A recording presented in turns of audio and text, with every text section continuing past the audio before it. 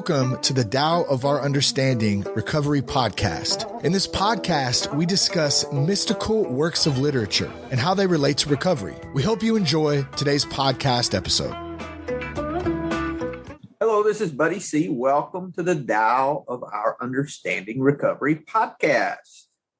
Today we have Kate and Marla and Chris and Craig and Dennis and Dave and Carrie and Ted. Good to have everyone today. We'll be studying the 16th verse of the Tao Te Ching. We're going to read all four translations that we normally use. Let's see, that would be the Guy Fu Fang, Stephen Mitchell, McDonald, and Hogan. So, Marla, will you read those four for us, please, and then we'll discuss? Yeah, it's a lot to read, so bear with me. Verse 16, first translation. Empty yourself of everything. Let the mind become still. The 10,000 things rise and fall while the self watches their return. They grow and flourish, then return to the source. Returning to the source is stillness, which is the way of nature. The way of nature is unchanging. Knowing constancy is insight. Not knowing constancy leads to disaster. Knowing constancy, the mind is open. With an open mind, you will be open-hearted. Being open-hearted, you will act royally. Being royal, you will attain the divine. Being divine, you will be at one with the Tao. Being at one with the Tao is eternal, and though the body dies, the Tao will never pass away. Translation 2. Empty your mind of all thoughts. Let your heart be at peace. Watch the turmoil of beings, but contemplate their return. Each separate being in the universe returns to the common source. Returning to the source is serenity. If you don't realize the source, you stumble in confusion and sorrow.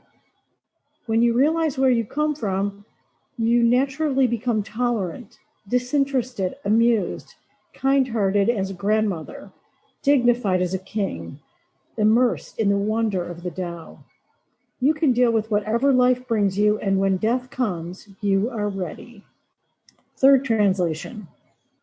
If you empty your mind of all thoughts, your heart will embrace the tranquility of peace.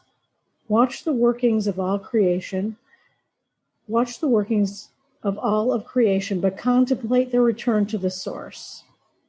All creatures in the universe return to the point where they began. Returning to the source is tranquility because we submit to heaven's mandate.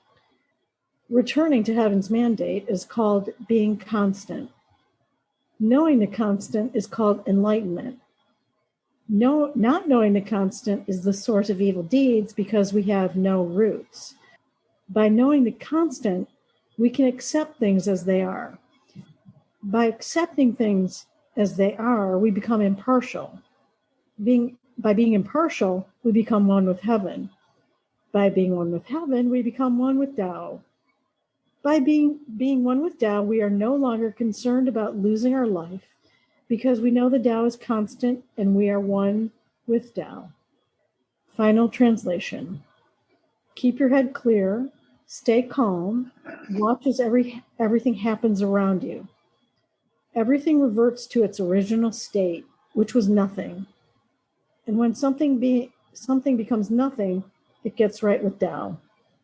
If you don't understand that, you're going to screw up somewhere down the line. If you figure it out, you always know what to do. If you get right with Tao, you won't be afraid to die, because you know you will. Good old Ron Hogan cuts right to the chase. He does, doesn't he? Comments? There's a lot of different ways we can go with verse 16.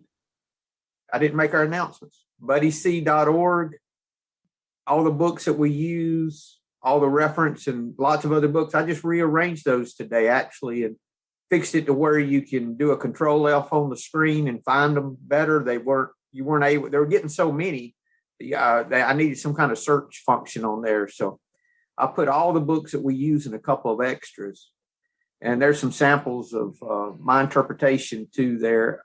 And I am consistently doing the daily Tao quote, and there's a sign up for that. Gosh, there's been over 40 folks sign up, which surprised me. I know some of y'all are on that.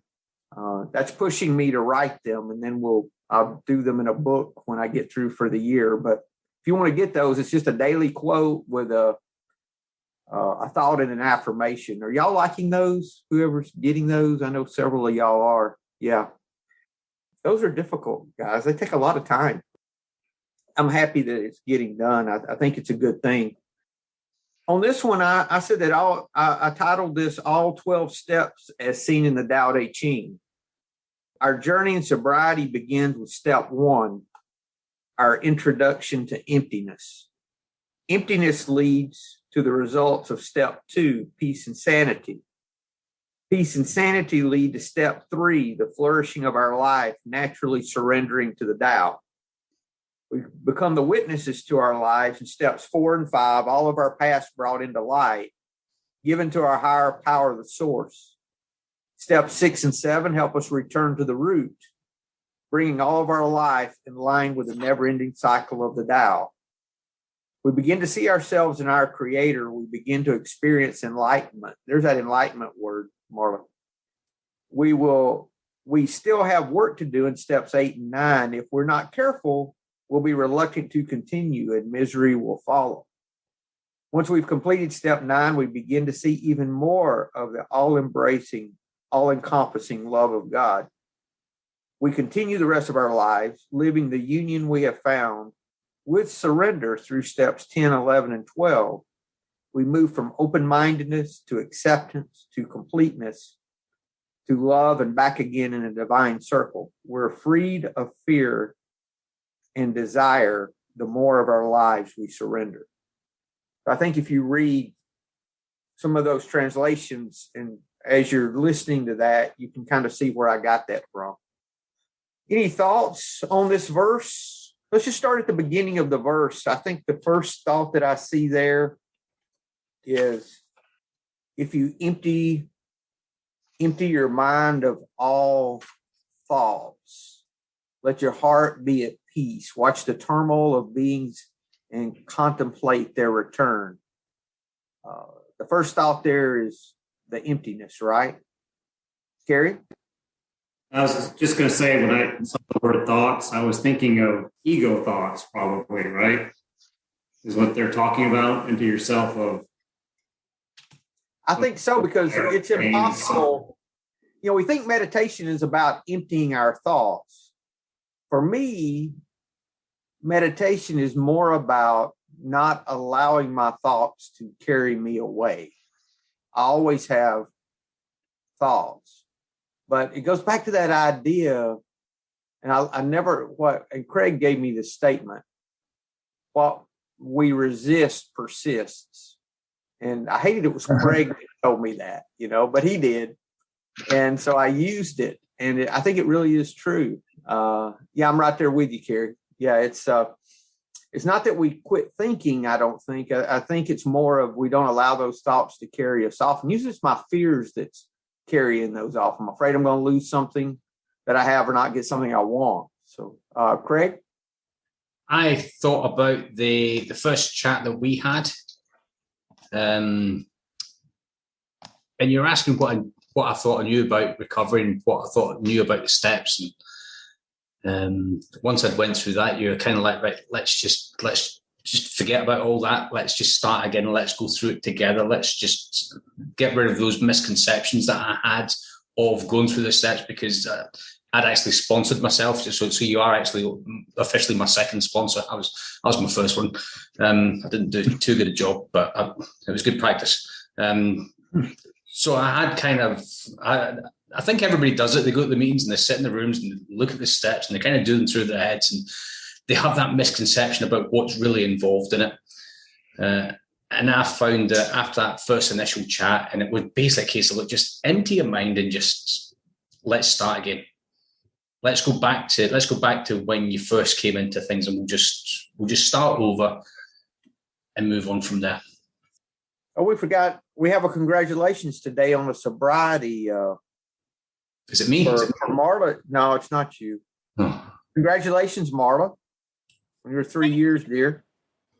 Thank you. How did you do it? Really, truthfully, by surrendering. It's like to what is, rather than trying to fight it. And I've been my own sponsor for a long time, Craig.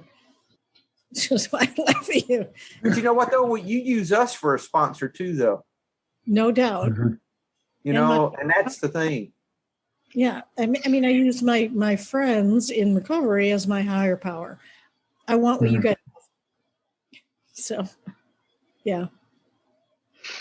Thanks. Yeah, if you need do you need a chip? Did you send me your address? If you will, I'll send you a chip if you don't have one. But thank you anyways. Okay. All right. Change your mind. I sort of have a question. Well, yes, Chris. I guess I didn't raise my hand. I guess that was a new protocol here. Still counts. I happened to read the Wayne Dyer translation before I signed on, and it pointed out that in the first verse there that each ending is a new beginning, which I think is an interesting point. It's not really made on these other translations. It talks about going back to the Tao, which is like an ultimate beginning. Mm-hmm. It's not a different beginning. And like when we stop drinking, we start a new beginning then. But I'd never really thought of it as going back to like the ultimate beginning. So I'm curious what you all thought about that. I know there's a Tao quote that says that we can't grasp something new until we let go of the old. Like if I think about that like I'm in a river, right? I'm standing, waist deep, and something's coming along new, I whatever I'm holding on to, I can't grab that too at the same time. I've got to let go of what no longer serving me for whatever's new. So, yeah. And, we take these things so literally when it is, I think for the most part, exactly what you said, Chris, it's always new beginnings. It's not, because it's really never ending. For me, it's that cycle of surrender. That cycle of life is going on with me all the time. There's things in my life that are always going through seasons. And if there's things in my life that the season's ending and then there's something new coming along, and it's always that way. But I don't know anyone that likes things to change. It's exciting. Oh, it's changing. I'm happy.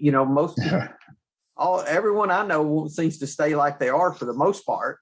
I even want to sit at the same.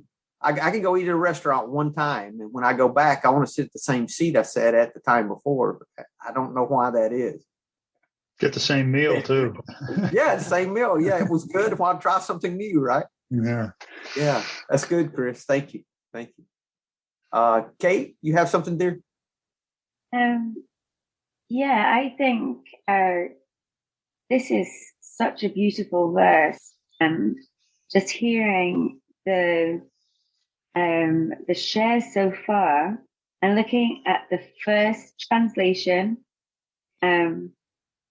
it's what you were saying, buddy, about meditation. You empty yourself of everything, that the mind becomes still. The 10,000 things rise and fall while the self watches the return, and the thoughts of these 10,000 things, and they come and they arise, and in meditation they fall again. And then I think the thing that I really noticed was that self, and it's got a capital letter, and it made me think about, sort of the self within, the true self, or the inner self, or inner knowing, and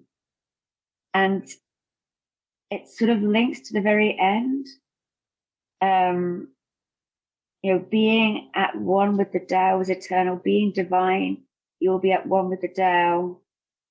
And it's like that self that's sort of spoken about at the top is the self that is one with the Tao. We have it within us. And our thoughts are separate from that. Thanks for letting me share. That's good. I've mentioned this before. I think it's been a while. I think it was a book of Thomas, that one of the Gnostic Gospels, that Jesus was asked, how can I have peace? And he said, become a passerby, which is this self-watching, I think, is learning how to be a passerby in your life. And that's what meditation does for me, becoming the observer, right? Yeah, that's good. That's good. Dennis. Yes. I really like what Kate was saying. I didn't even see that they did put in the higher self, or the self in capital letters, self watches their return. And actually, when I remember from the Bhagavad Gita, the translation from Aswaran, he actually uses that when you say the higher self, when it's spelled with a capital S, it's the higher self, that divine within. And if it's with a normal S, then it's the ego. So that's how they differentiate those two things. So that's pretty cool. And actually, like you said, in meditation, when you can become aware of it, I am thinking though, buddy, isn't it, if you are in that moment like animals are and the tree are, you don't really have to surrender in that state where you are in between thoughts. So if you're just that is the surrendered state, though, Dennis. That's the surrendered state. Yes, exactly.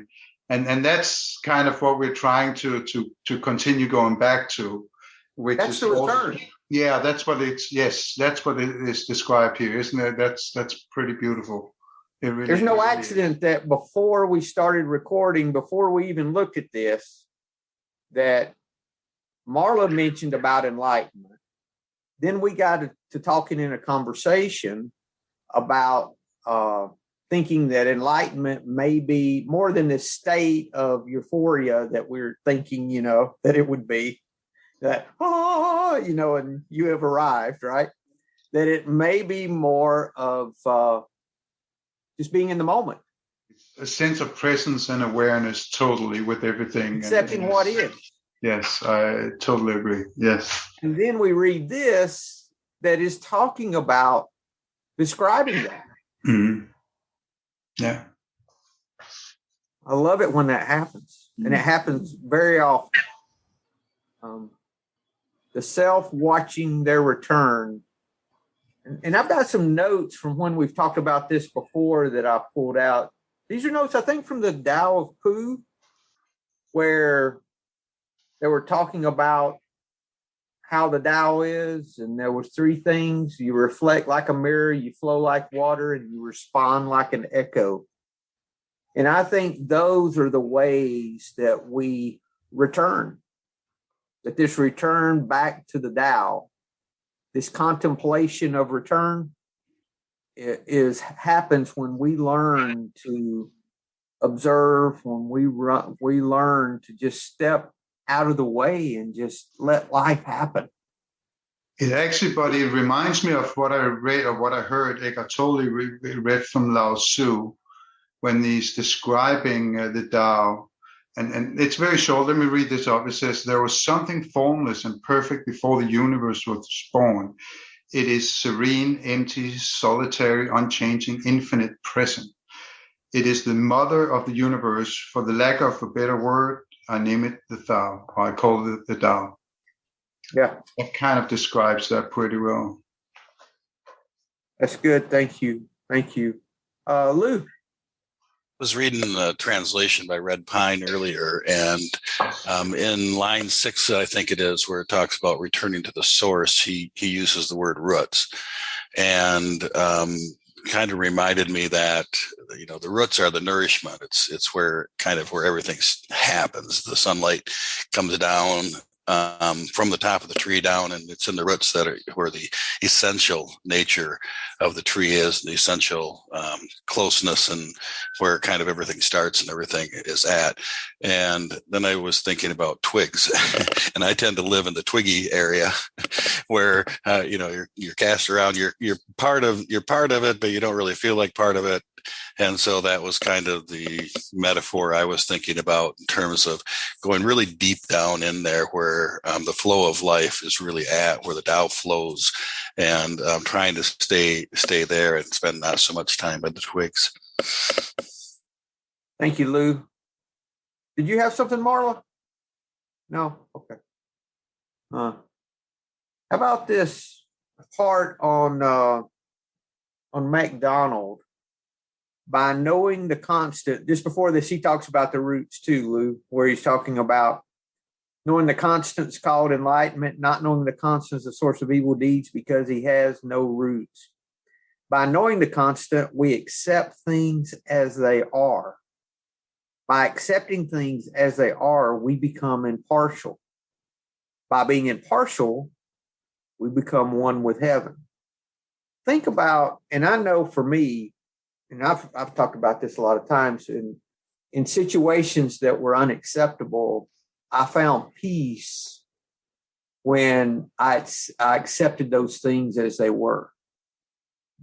There was nothing that had to change. There was no, I don't think any entity came down and did anything for me of any kind. But when I stopped fighting, well, like Marla was talking about, when I surrendered, the help I needed was there waiting on me. The problem was I was fighting what help was available to me. And I think it's the same thing with this. And that's what acceptance does for me. When I accept and quit fighting what is, then everything seems to fall in place for me.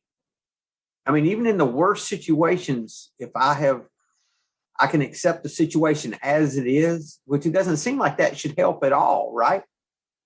It seems like, well, why in the world would it help for you to accept? Because I think in most of our life, we never learn to accept because we're always fighting what's going on, wanting it to be different or believing it to be different or asking for it to be different and not really accepting what is as it is. Carrie. I was just going to say that it seems like for me, the hardest things I have accepting are the things that I did to myself, which is like we were talking earlier about this dog. Like I keep thinking like I knew I didn't want a puppy. I knew it was going to be hard. And, we get this barking and it's frustrating. He won't let us watch movies. And, just trying to accept that is sometimes really hard. And then there might be other emotional things involved, like other people. It might be other people's issue, like they got you there, right? And you knew that was going to be an issue, but you ended up there anyway. Those are the hardest things to accept sometimes. I can't get over those. Thank you, Carrie. Craig. I find the hardest things to accept are the things I cannot change. The things that I have absolutely. There's times when I choke on the Serenity prayer because I'm just like, I'm in the Serenity to accept the things I cannot change, but I'd love to try. I'd love to try changing them. Just give me an opportunity. God, give me that chance just to change things. That's what I struggle with. And I still think it's a practice that I have to surrender to daily. Accepting that, there are those constants and those constants are going to be people that, just rub me up the wrong way because it's something that's wrong with me. There's something that I'm not surrendering to myself. So, Craig, what tools do you use to accept? Let's talk about that a little bit. What's our tools that we use? What do you use, Craig? I swear quite a lot. How does that help you to accept, though? It doesn't, but it just makes me it makes me feel good for a little while. No, page 84. Page 84, just, if there's something that I've done that I need to make an amends to somebody, then I'll make it. Do you have your book? No, I don't have my book handy. No, it's just, I don't, it's upstairs. What? You came to our meeting and did not have your book handy? Come on, Craig. How long have you been doing this, man? Too long. Buy you books, send you to school, Well, in all fairness, I thought Amy was going to be here. Amy is the walking big book. So yeah, you're right. You're right. Amy's getting in trouble. Continue to watch for selfishness, dishonesty. Continue to watch for selfishness, dishonesty, resentment, and fear. When these crop up, we ask God to remove them at once. We discuss them with someone immediately. We make amends quickly if we've harmed anyone. Then we resolutely turn our thoughts to someone we can help. Now, if we don't have a God belief, let's say that that's a problem for us. There's some of us here that don't have a traditional God belief, right? If we don't have that, so who do we ask to remove it? Maybe we just surrender to the fear instead, or the dishonesty, or the selfishness. That, say, I stop fighting whatever this is. Whatever the fear is, just name it. Whatever I lied and I'm stopping the fighting of my lying. I surrender to lying. I mean, who do you surrender to? If you're in a war, you surrender to the one that defeated you. And I don't know why it's so difficult that we get away from that here, because, we don't surrender to God to help us to beat the thing that's defeated us. Why don't we just surrender to what has defeated us? And the way we surrender, the way we do what we're, the actions we take to help us to surrender, it's like we're making a decision to surrender at first, right? Because we don't know how to surrender. So we're deciding to surrender. Like the third step, that we're deciding to turn our will and our life over to the care of God. And how do we follow through with the decision? That's when we do the next things. These are the things that matter. We discuss it with someone. We get the light of day on whatever it is that our selfishness, dishonesty, resentment, and fear. We talk about it.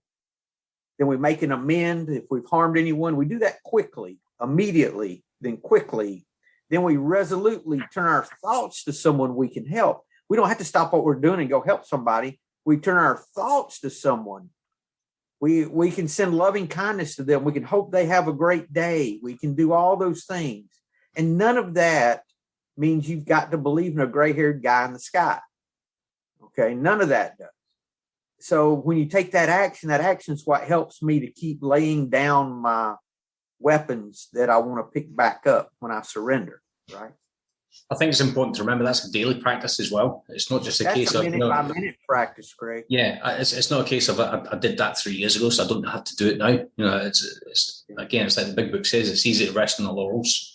What we have. I was angry about something a couple of days ago, and I had to go talk to my sponsor about it because it was bothering me too bad. It should not have been. It was a simple thing that should not have been aggravating me, and so I had to go do this.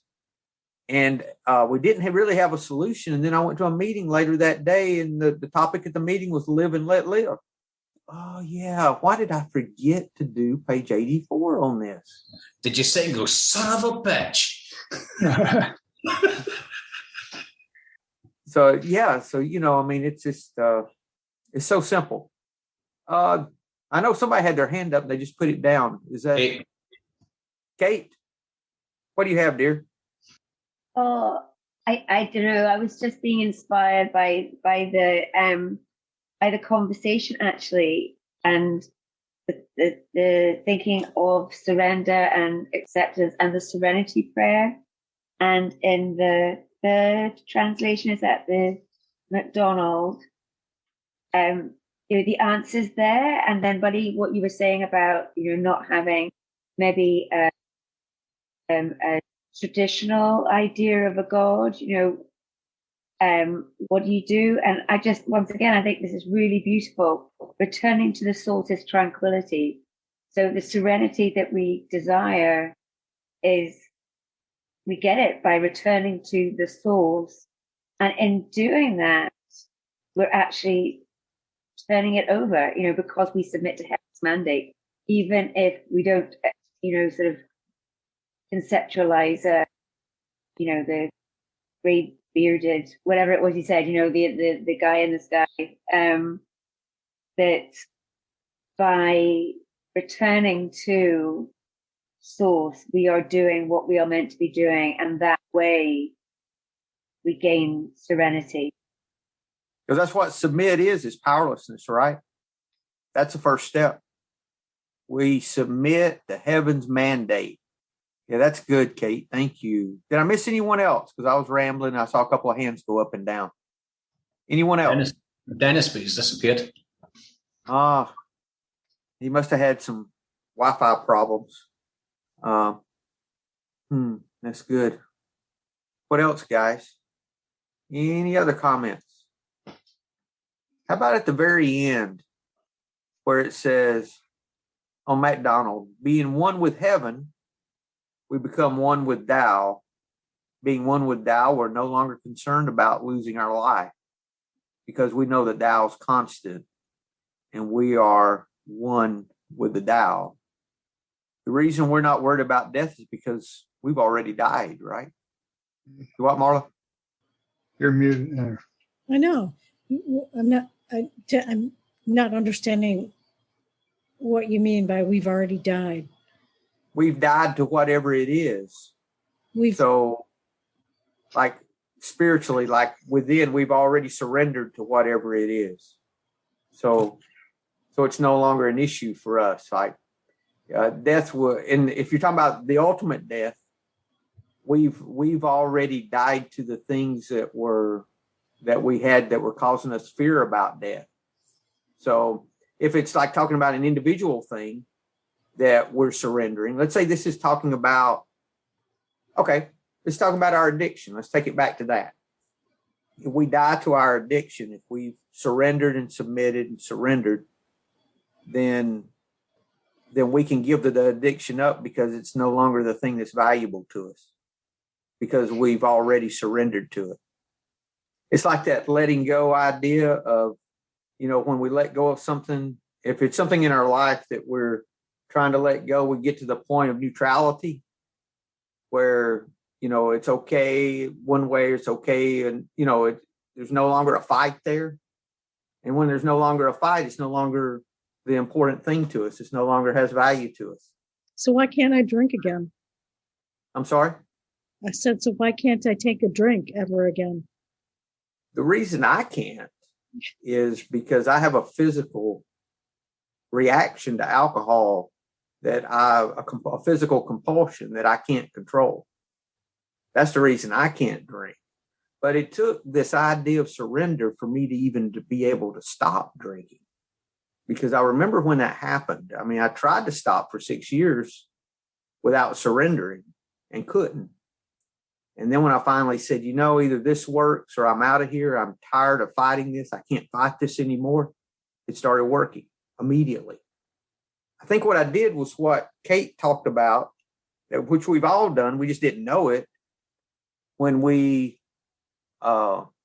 returned to the source because we submitted, we surrendered. That's how we got there. We stopped the fight. And all of that, Craig, on page 85 and 86, after this idea of asking for it to be removed and then making an amend, telling someone about it, then turning our thoughts to someone we can help, then it gets into the we've ceased fighting anything and anyone, even alcohol. So that's where that place of effortless effort is after we've stopped fighting it. So the real question is, how do I stop fighting it? And for me, it's taking the focus off of me and just asking, okay, who's in my path I can help? How can I get my mind off of me and stop this whirlwind in my head by looking to help someone else? And if I keep it there, then I'm taken care of. That's what I learned in recovery. I was listening to 10% Happier the other day, the latest one of his, or last week's, maybe it was earlier this week. And he had a psychologist on there that had, her shtick was that we learn to love people. We don't love people, then have compassion for them or do nice things for them. When we start doing things, then that creates love in us. It's the opposite. And that's what we find in recovery. I said, yeah, we know how that works. We've been doing that the whole time. That's what AA is all about. That's why in working with others, it says that the thing that works when nothing else will is working with another alcoholic. Not after you've got 10 years and you think you've got it figured out, in the very beginning. Of course, you take action, you have someone with you, all those things. But what I'm saying is you start helping from the beginning, from the very beginning. Dennis, did Craig kick you out, or are you okay? I'm glad you were able to get back in. I don't think it was Greg. It was more the power glitch. Okay. All right. Do you have something? No, it was just more on the acceptance. I think you might have moved on from that, but it kind of dawned on me because acceptance is kind of the way that I surrender. That's kind of the beginning. And through that surrendering, that's where the awareness comes, and the awareness is the consciousness. Yeah. Right? And like you said in the beginning, that is the what we call the enlightenment is the consciousess. There is. I think it's what we're looking for. Moment. Yeah.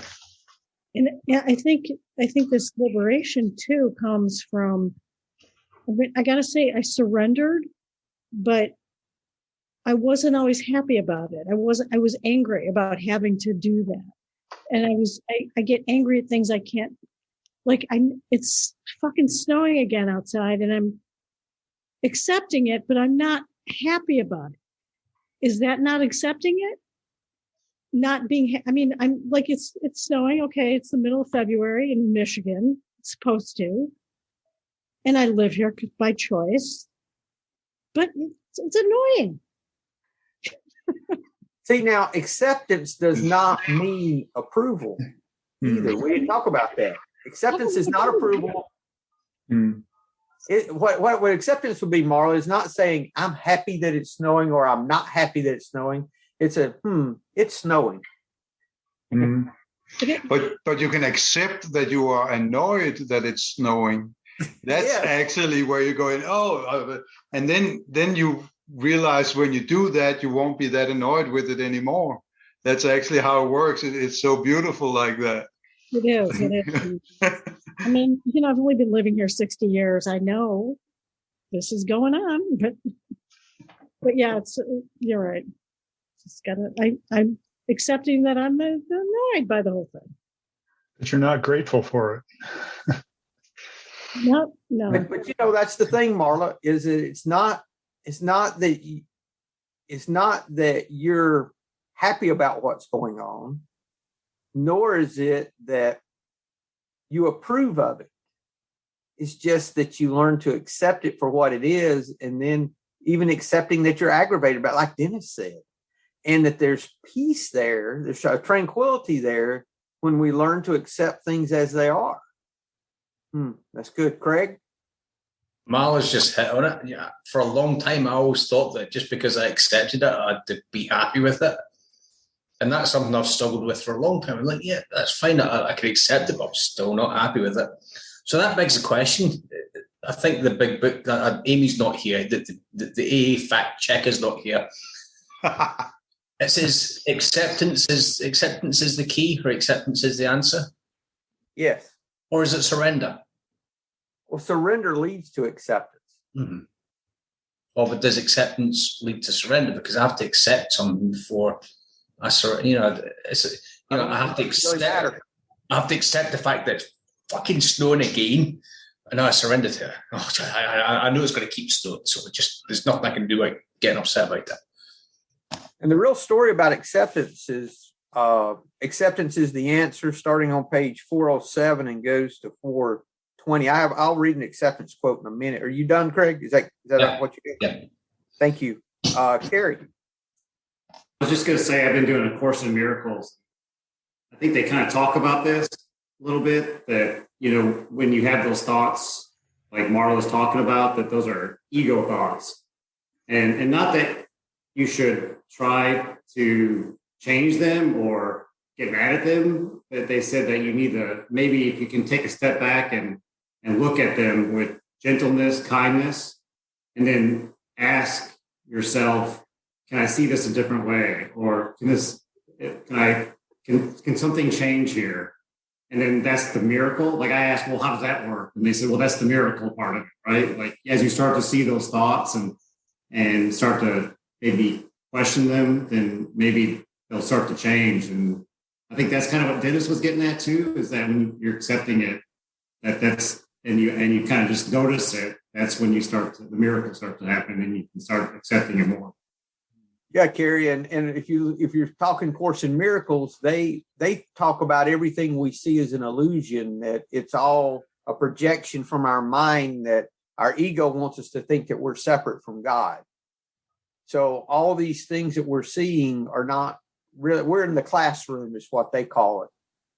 So being that we're in this classroom, that we don't see things clearly because we feel we're separate. So it's, Course in Miracles is fantastic. I love it. Thank you. Dennis. Yeah, I was just wanted to touch on that happiness again. I realized that the world is not here to make me happy. That's actually the biggest mistake. I'm always looking for something on the external side to make me happy, right? First it was the drinks, and then I thought my sponsor was going to make me happy in this, and so on, and it always led to misery. But it is here to make me conscious. So I think we're all going to be conscious in this life, but most of us just don't get it until we're about to die, right? So we can get it this way here earlier, just through acceptance. So it's pretty good. Thank you, Lou. Did you have something? Well, it's a bit of a bird walk, but there is actually a hypnosis technique that kind of draws on that. And it's a technique where the hypnotist doesn't even know what the issue is, if it's being angry at winter or whatever it is. And the hypnosis asks the person to go to that part of them inside, wherever that might be, that has this anger with too much snow or this never-ending snow we get here in Michigan, and say to it, thanks, you were trying to solve a problem for me in the past, and this was how you did it with this anger, but it's not working for me anymore. So now I need to go to the part that creates serenity in me and acceptance and ask it, what do I need to do to be serene and accepting of this?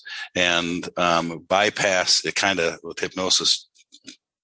Theoretically, it bypasses some of that ego stuff and gets right into some of those other parts of us that have answers for us that used to work. Maybe was at one time it was really good to get angry at the snow. My grandkids aren't when they don't have school because of it. But at some point, that may have been a helpful thing, or smoking or drinking or whatever it was.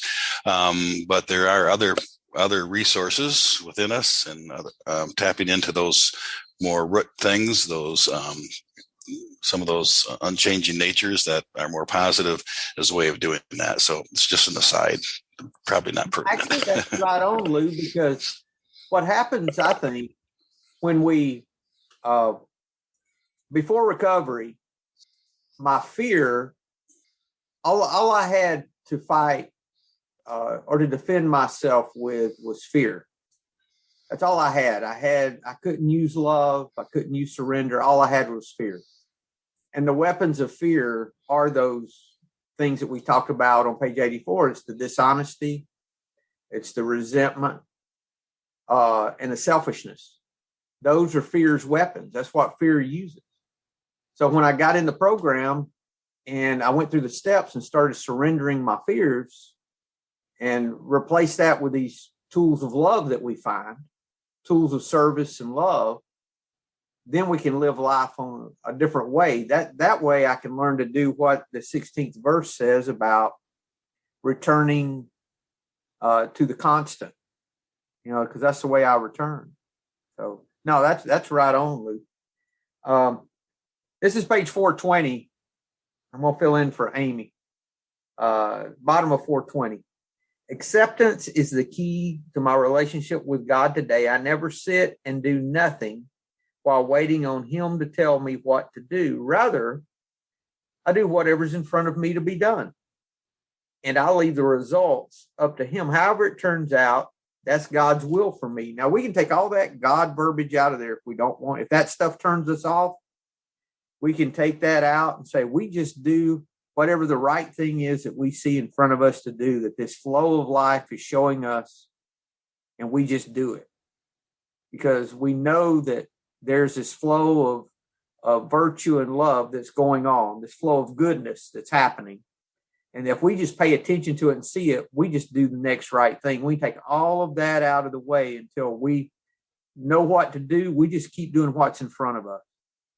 And then I just keep my magic magnifying mind on my acceptance and off my expectations.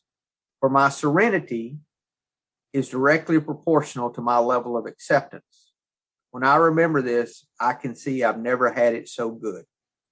So, and it says, thank God for AA. So it's my expectations, which expectations the opposite of acceptance, because I'm not accepting because I'm expecting things to be different. That's why one of the first things I learned many years ago was to stop praying for things. That's the first way in the shift of my thinking about a higher power, was when I stopped praying for myself, for my family, or for like God to bless me some way or to change my situation. Because if I'm happy with the way things are, why would I pray for anything to be different?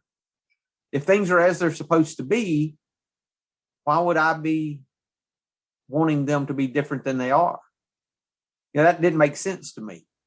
So when I started seeing that, that's when I started experiencing just a touch of this tranquility that we're talking about, this peace, which comes from accepting things as they are. Yeah, that's good. I know when I got back from my trip, my snowblower wasn't working, and it was an expectation that I had that it would be working, and it took me several days to recover, to get back in the middle of the road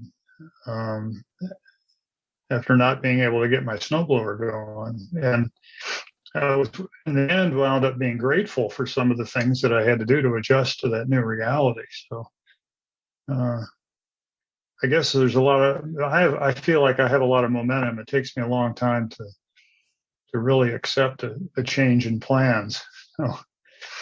Well, gratitude, you're right, Chris. Gratitude is one of those tools that we haven't talked about that can lead us to acceptance. Right. Yeah, I had to become grateful for my overall situation before I felt at peace again, at ease. Yeah. And it's so simple. Can we, it's, the reason I've been hung up on not mentioning God is I went to a secular AA meeting that I really liked, actually. It was pretty good. But those guys think like I'm thinking, Oh, that's why. Yeah. It's like surfing the internet, not to find, not to make sure what you think is right. It's to find things that agree with what you already think, to reinforce what you think. So I found some people who are thinking like I think. So I thought that was good. But, it's that Sono saying that, thank you for everything. I have no complaint whatsoever. When your snowblower's not working, Chris, could you say, thank you for everything? I have no fucking complaint whatsoever. No way. Yeah, because one of my doors was broken too. So, Yeah. Oh no. Yeah. And if we can learn, see, that for me gets me into that place of just accepting what is. Mm-hmm. Not that I have to like it or approve of it, or that it makes me happy or sad is irrelevant. It's just accepting it for what it is. Yeah. Yeah. My concept of a higher power involves the idea that things are exactly as they're supposed to be. And that leads to the notion that you really can't do anything about it, which is comforting in that way. That's where that peace and tranquility is, right? Mm-hmm. Yeah, that's good. But, talking this does not mean that we're saying that there is no God, or that there's not a gray-haired guy in the sky, or that none of those things, or, it's not saying anything about anyone's God belief. You don't have to abandon anything, or, take the mark, or any of that kind of stuff, Yeah, this is I'm realizing that recovery has much less to do with God than I thought it did, or a belief in God. It has to do with surrender. Yeah. I've come to think of my God as a lowercase g. Somebody asks me if I believe in God, and I'll say, yeah, with a small g, because it's not the same as yours. Yeah. Thank you. We'll go to Carrie, then we'll go to Kate. Well, and Chris was saying something about giving comfort. It made me think there's a Jack Johnson song that's about breakdown, and he's just hoping the train will break down so he can get out of the rush of life and just walk around the streets and just enjoy stuff. Mm-hmm. So maybe if something's broken down like that, it's God telling you, or the universe saying, "Hey, it's time to take a break. You don't need to use it today. Go read a book or something." But anyways, it just made me think about that song. How he can't. The sad thing about it is he can't do it himself. He needs something to break down. And, we were talking about that today with the snow hitting in our area. That the power out. I was kind of looking forward to it. I'm like, well, the power goes out. I can't work, and I can just go sit and read a book and do something. Yeah. I hope we get a snow this year, Carrie, but it doesn't look like it, so we'll see. Thank you. Maybe it made me think like what we always say here in Texas is, "Hey, Michigan, your weather is down here in our front yard. We need you to come and get it and take it back home." Thank you, Carrie. Kate? She'll show up on your doorstep with some snow pretty soon. Or I tell my cousin. Oh, sorry. Oh, no, sorry, Lou. Go ahead. No, I just had a question, which is slightly off topic, but I put it in the chat. And I said it was okay. It's when you were talking about, going to an atheist AA meeting, and then all the lovely talk about how, different people see God, big G, little g, whatever. But I just wondered if you don't believe in how step 6. I was actually, talk about sort of synchronicity and stuff, and things not happening as you want them to. I am currently self-isolating again.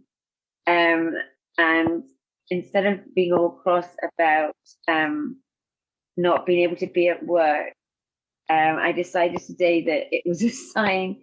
And I actually was reading page 84 today, and I started thinking about, sort of step 6 and, like how people experience God differently. And so, I was just wondering, how do you get around step 6 if you don't believe in an external God? Okay, Kate. You just you just become entirely ready to let Joe Pesci take care of all the troubles you have, because he seems like a guy who can really get stuff done. No, I'm joking, but go ahead, buddy.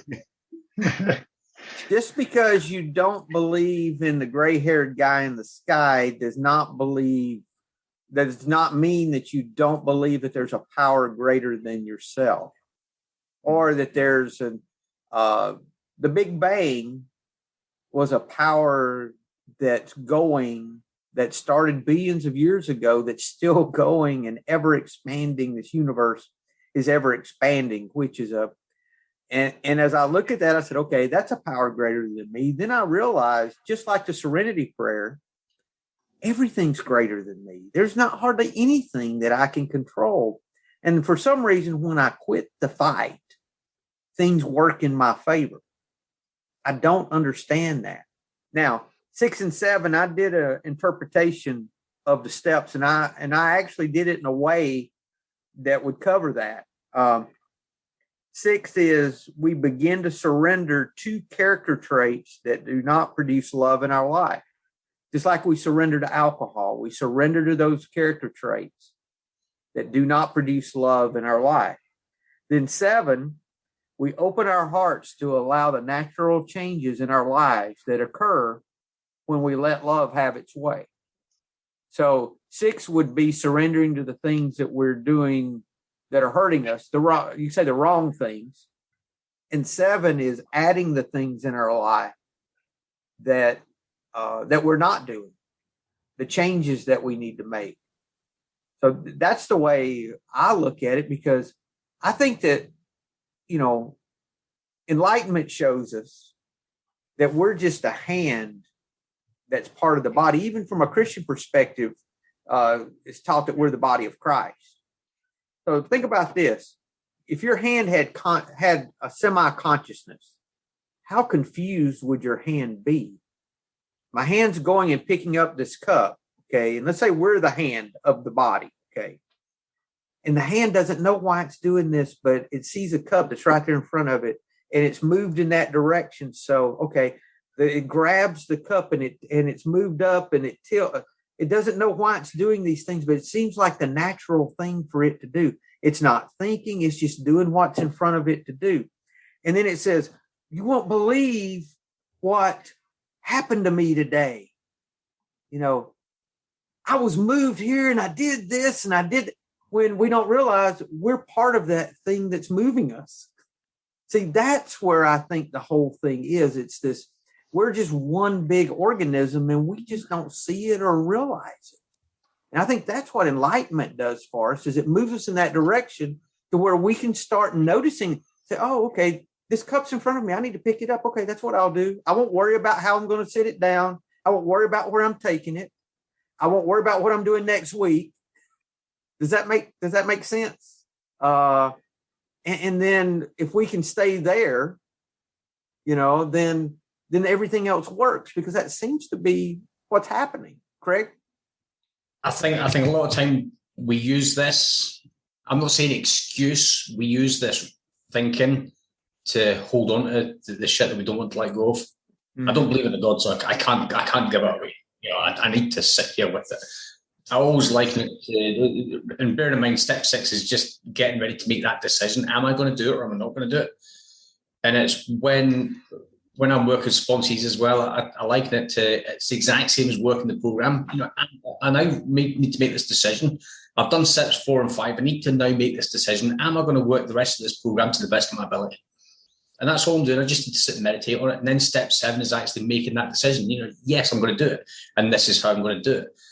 Just because some people have that atheist, I was going to say mentality, but I don't mean it to come across derogatory. Yeah. It doesn't mean to say that we can't speak to somebody else about doing it. And Buddy touched on it greatly, and we talk about it when we're dealing with Drop the Rock. This is when we start to actually work the principles of the steps. And the principles of the steps are to change our defects of characters or liabilities into assets. So we're changing fear into faith. We're changing despair into hope. With pride into love. So, and there's different ways that we can do that. We can always hit somebody up and say, look, can I talk to you for 10 minutes? This is what I need to start doing. Just because we don't have that belief doesn't mean to say that we still can't do it. I'll always talk about my financial issues. Every time I have an issue of the sort of financial nature, I have to turn it over to Louise straight away. Because if I sit with it, and sometimes it's abundance rather than lack, and this is something that came up in my 4th step as well, all of a sudden, because I'd stopped drinking and stopped spending on Amazon, I ended up saving 49% of my take home every month. It was huge, the amount of money I was wasting. And all of a sudden I had this big lump of money and I was like, holy shit, what do I do with this stuff? And Buddy's like, you have to give it away because you're sitting obsessing about it now. I'm like, well, how do I give it away? I said, find somebody that you can turn it over to. And that's exactly what we're doing. We are still turning our will and our life over. We're just really doing step 3 again, but in more of a practical sense. That's what I do every time I have an issue financially. Louise, I need you to take this off me. And it's actually following through on that. And there's nothing wrong with hitting somebody up and saying, look, Craig, I've got this ego issue. All right, Kate, let's sit down. Let's deflate that issue. And I'm happy to do that for you. He loves that. Any other comments, guys? This has been a very good conversation. Thank you. Well, I just want to say that it's a really good approach. Greg also touched on it, that you're using the love instead of word of God that you have in your interpretation. That's a very good approach for atheists.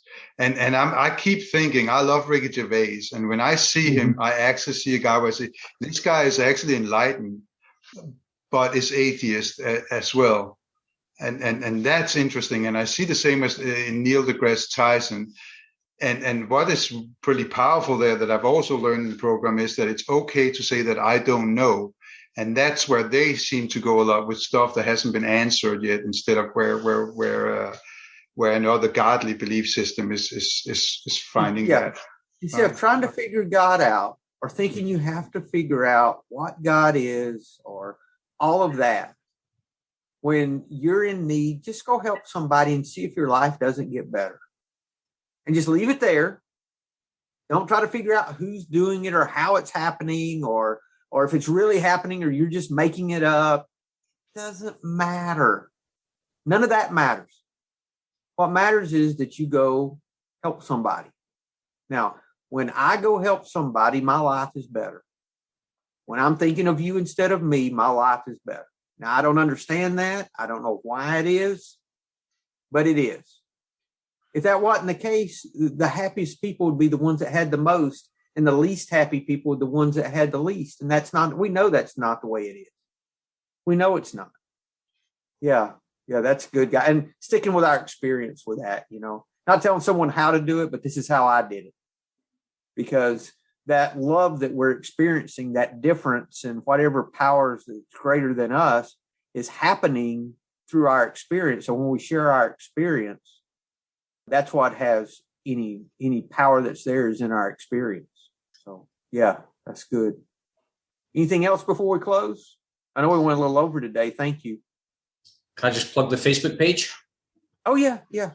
Don't forget, if you want to join the conversation, so you can join the Facebook page. You can join the meeting. The link's in the page. And if you don't want to join the meeting but you want to contribute to it, you can always comment in the page, and we'll pick it up and we can discuss it in the meetings later on. So please just get involved. And also, good luck to Scotland at the weekend. We're playing the old enemy, rugby. Oh, rugby. Oh, okay. Kate's got something. You mean football? What is it, Kate? Rugby. No, rugby. No, I'm with Craig. It's rugby. But I was wondering, I'm looking for the Facebook page because I'm imagining it's you have to get accepted to it. So I'm just wondering what I search for. Is it Tao of Our Understanding? You can search Tao of Our Understanding and it should pop up for you, Kate. Okay, because I'd love to have the readings beforehand. Yeah, you can get them there, or I can add you to an email that I send them out to people who do not have Facebook. Is it the podcast, Tao of Our Understanding podcast? Yeah. Yes. I've got a pending thing. Amazing. Thank you. Thank you, Kate. Thank you. Thanks. Anything else, guys, before we close? Great conversation today. Yeah. I didn't hear from Dave at all. I know that he has some thoughts on it, but it might have been while I was out with the glitch. Dave didn't speak. Oh, yeah. Dave, you have anything to add? Dave didn't speak at all? Okay. Oh, for once, he just listened, maybe. I'm trying something different, buddy. I'm sorry, sir. I'm trying something different. Good. Letting go. Good to see you. Good to see you. Now, Ted ran off. Did we piss him off some way? It looked like he was having trouble with his Wi-Fi. Looked like he was going in and out, so he might have had trouble. Okay, good. I hope I didn't aggravate him some way and not know it. If I aggravate someone, I want to do it on purpose so I can enjoy it. So. But also, if you can't accept the podcast as it is, you can always just go out, right? That's right. Maybe he was demonstrating acceptance for us, how not to. We could go on forever. Oh, we could, couldn't we? Yeah. Thank you, Marlo. We're going to go so you can go enjoy the snow. Y'all have Thank a great you so much. week. He's gone too. Guys, y'all have a great week. We will see you next week. Hello, this is Buddy C. I wanted to make you aware of several recovery-related resources that I've posted in the episode description. These resources include a list of recovery podcasts, a free sober meditation app, daily recovery email, shared Google recovery calendars. Hope you put some of these resources to use and have a great week. Thank you for listening to the Tao of Our Understanding Recovery Podcast. If you enjoyed this episode, please share it with your friends in recovery.